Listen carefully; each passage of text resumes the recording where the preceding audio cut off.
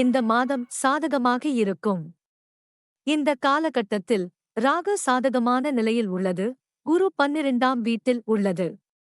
சனி 9வது வீட்டிற்கு அதிபதியாக உள்ளது மற்றும் கேது 4ஆம் வீட்டில் உள்ளது. இது மிகவும் சாதகமற்றதாக கருதப்படுகிறது. உறவுகளுக்கும் ஆற்றலுக்கும் பொறுப்பான கிரகமான செவ்வாய் 6ஆம் வீட்டிற்கு அதிபதியாக இருப்பதால் இந்த மாதம் வக்ர நிலையில் உள்ளது. இதன் காரணமாக நீங்கள் உடல்நலம் தொடர்பான பிரச்சனைகளை சந்திக்க நேரிடும். அத்தகைய சூழ்நிலையில் உங்கள் ஆரோக்கியத்தை முன்கூட்டியே கவனித்துக் கொள்வது நல்லது.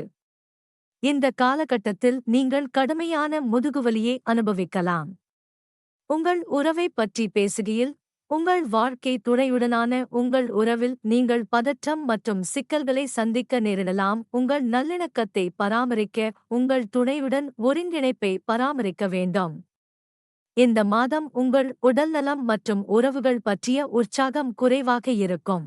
டிசம்பர் மாதத்தில் தொழில் தொடர்பான கிரகமான சனி உங்களுக்கு சாதகமாக இருப்பதால் உங்கள் தொழில், பதவி உயர்வு மற்றும் தொழில் தொடர்பான பிற நன்மைகளில் முன்னேற்றம் ஏற்படுவதற்கான வலுவான வாய்ப்பு உள்ளது.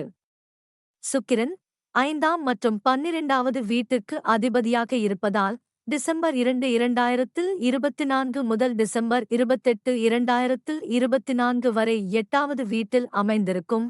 பின்னர் டிசம்பர் 29, 2024 முதல் ஜனவரி 7, 2025 வரை சுக்கிரன் 9ஆம் வீட்டில் இருப்பார். இதன் காரணமாக டிசம்பர் 2, 2024 முதல் டிசம்பர் 28, 2024 வரையிலான காலம் உங்களுக்கு மிகவும் பயனுள்ளதாக இருக்காது மற்றும் உங்கள் வாழ்க்கையில் நிதி பலன்களைப் பெறுவதில் தடைகளையும் தாமதங்களையும் சந்திக்க நேரிடும்.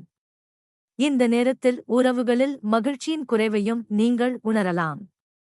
இருப்பினும் டிசம்பர் 29, 2024 முதல் ஜனவரி 7, 2025 வரையிலான காலகட்டத்தில் சுக்கிரன் 9ஆம் வீட்டில் அமைந்திருக்கும் போது நீங்கள் பந்தயம் மூலம் நிதி ஆதாயங்களையும் வெற்றிகளையும் பெற வாய்ப்புள்ளது. இந்த மாதம் உங்களுக்கு மிகவும் சாதகமாக இருக்காது, ஏனெனில் உங்கள் குடும்பத்தில் ஆடம்பரங்கள் மற்றும் பிரச்சனைகள் இழப்பு ஏற்படுவதற்கான வாய்ப்புகள் உள்ளன.